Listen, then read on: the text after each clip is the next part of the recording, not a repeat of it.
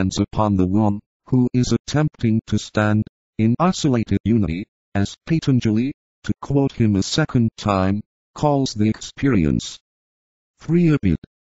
Book IV, Sutras 25.34, pages 420,428. ****.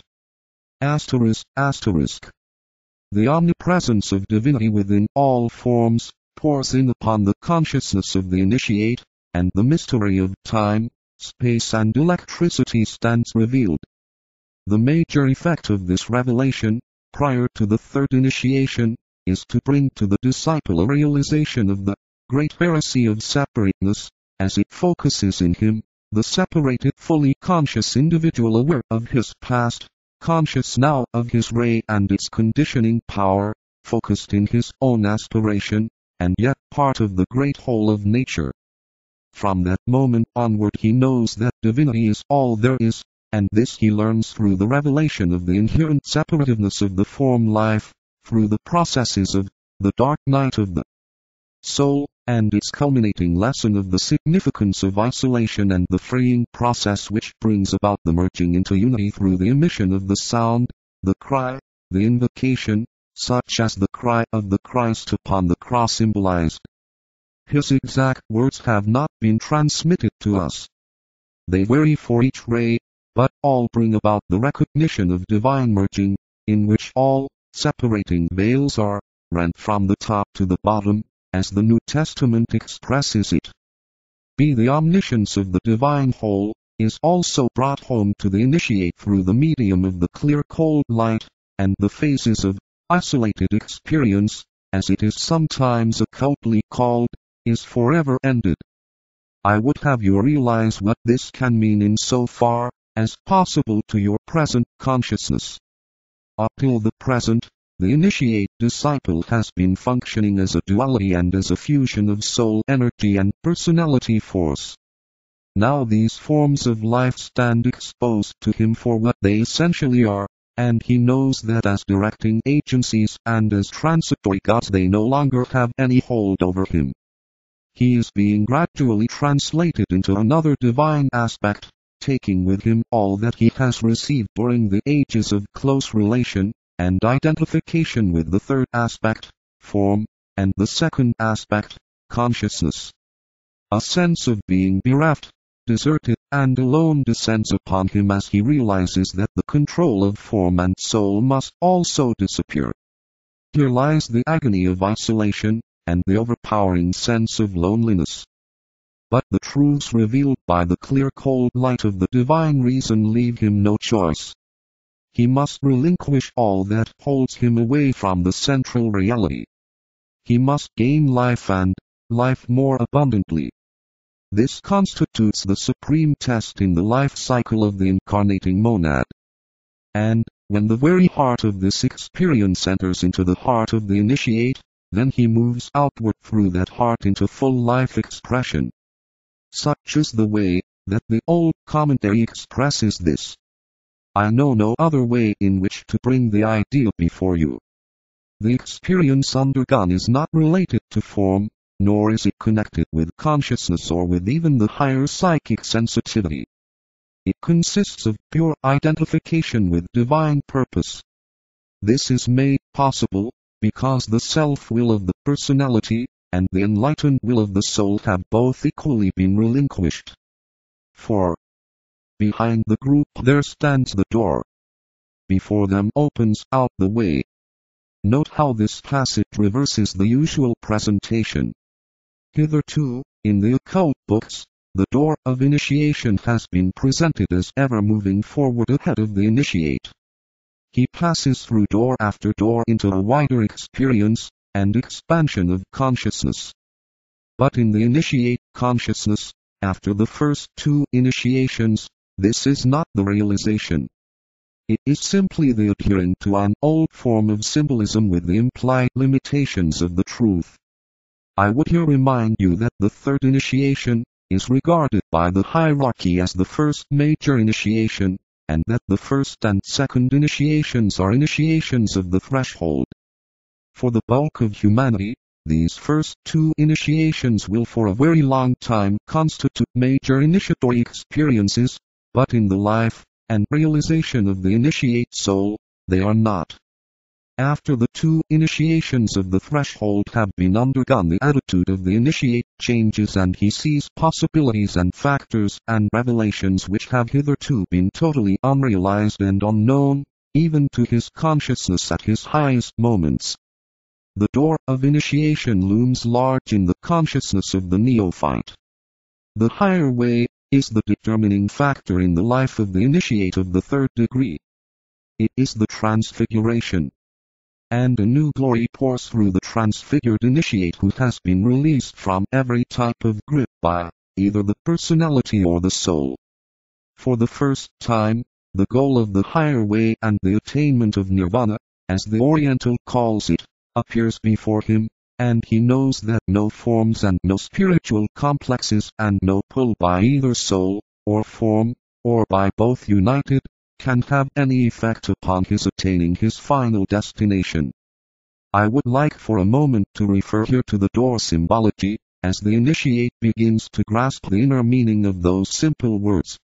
For long the teaching, given in the clear cold light, and at the door and the emphasis put upon the presentation of the door lying ahead of the aspirant has been made familiar, but that has been working with the lower aspects of the symbolism, even if aspirants did not realize it.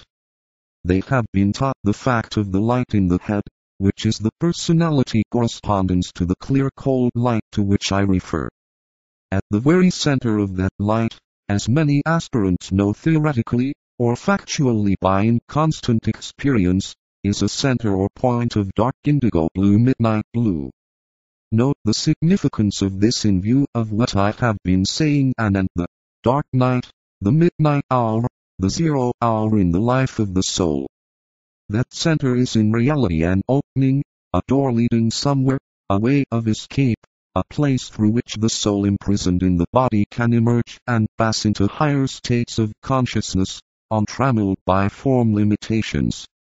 It has also been called the funnel or the channel for the sound.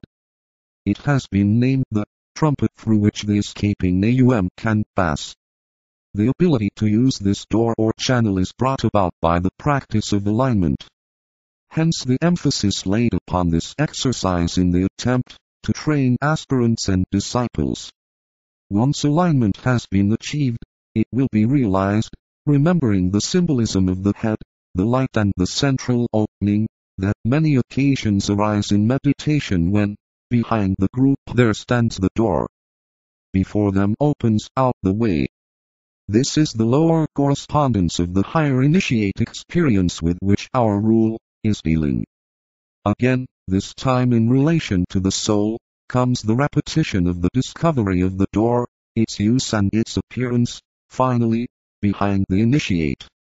This time the door must be found upon the mental plane, and not, as earlier, upon the etheric level.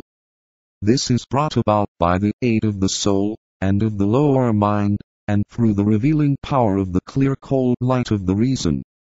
When discovered, the revelation of a terrible though beautiful experiment faces the initiate. He finds that this time alignment is not his need, but the definite undertaking of a creative work, the building of a bridge between the door which lies behind and the door which lies ahead. This involves the construction of what is technically the Antakana, the rainbow bridge. This is built by the disciple in training upon the basis of his past experience. It is anchored in the past and firmly grounded in the highest, rightly oriented aspect of the personality. As the disciple then creatively works, he finds that there is a reciprocal action on the part of the presence, the monad, the unity which stands behind the door. He discovers that one span of the bridge, if I might so call it, is being built or pushed forward from the other side of the gulf separating him from experience in the life of the spiritual triad. The spiritual triad is essentially, to the initiate, what the threefold personality is to the man in physical incarnation. I wonder if I have succeeded in giving you at least a general idea of the possibilities lying ahead of the disciple, and incited you to definite conscious response to those possibilities. I cannot do other than speak in terms of consciousness, even though the life of the triad leading in its turn to identification with the monad, as the personality life leads eventually to soul control and expression, has not to do with consciousness or sensitivity as those terms are commonly understood. Yet remember how, in all my teachings upon occult unfoldment, I have used the word identification. This is the only word I have found, which can in any way convey the complete unity which is finally achieved by those who develop a sense of unity, and who refuse to accept oscillation. Separateness then fades out entirely. The isolated unity achieved is unity with the whole, with being in its totality, and this cannot as yet convey much to you. 5. Together let the band of brothers onward move out of the fire, into the cold, and toward a newer tension. Here, in very brief form, certain basic instructions are given. Each of them indicates the new attitudes imposed upon all who have taken initiation. They cannot be interpreted in terms of the path of discipleship, or of probation. The ordinary and easily arrived at significances mean little to the initiate mind. Let me briefly consider them so that clarity of concept, though not of detail, may prevail. A. Out of the fire. This is a symbolic way of indicating that the personality life is definitely and finally left behind. It is this phrase which gives the clue to the initiation, which is referred to in this rule. Each of these rules contains within itself the clue to the particular initiation to which reference is being made. The rules are not placed in their right order, having sequential reference to the 7 initiations. The intuition of the aspirant must be invoked, if he is to arrive at right knowledge. I shall sometimes indicate the initiation involved, but not always, as it would profit not. The clue to the 7th initiation, which lies ahead for such high beings as the Christ, would be of no service to you at all. The clue to the initiation of the transfiguration can be of importance, as it involves the personality, and many of you in the not-so-distant future, from the angle of the lineal life cycle of the soul, will face that. The secret of the 3rd initiation is the demonstration of complete freedom from the claims and demands of the personality. It does not involve the achievement of a completely perfect expression of the spiritual life, but it does indicate that the service of the initiate, and his life demonstration regarded in a broad and general way, from the angle of the life tendency and of entire dedication to humanity, remains untouched by the limitations, still existent, of the personal lower self. Be into the cold. This means that the focus of the life is now in the realm of clear truth, and of pure reason. The life of the initiate is being rapidly transferred out of the egoic center, the soul vehicle, onto the level of the Buddhic life or state of being. Note, I do not say, of consciousness. This is formless, but preserves the fruitage of form experience. It is being oriented towards a realized unity, and identification with the life aspect of divinity, and yet preserves its own recognized and achieved identity. On this level of pure impersonality and of right orientation, the group stands, obedient to the rule which governs this particular stage of development. See toward a newer tension.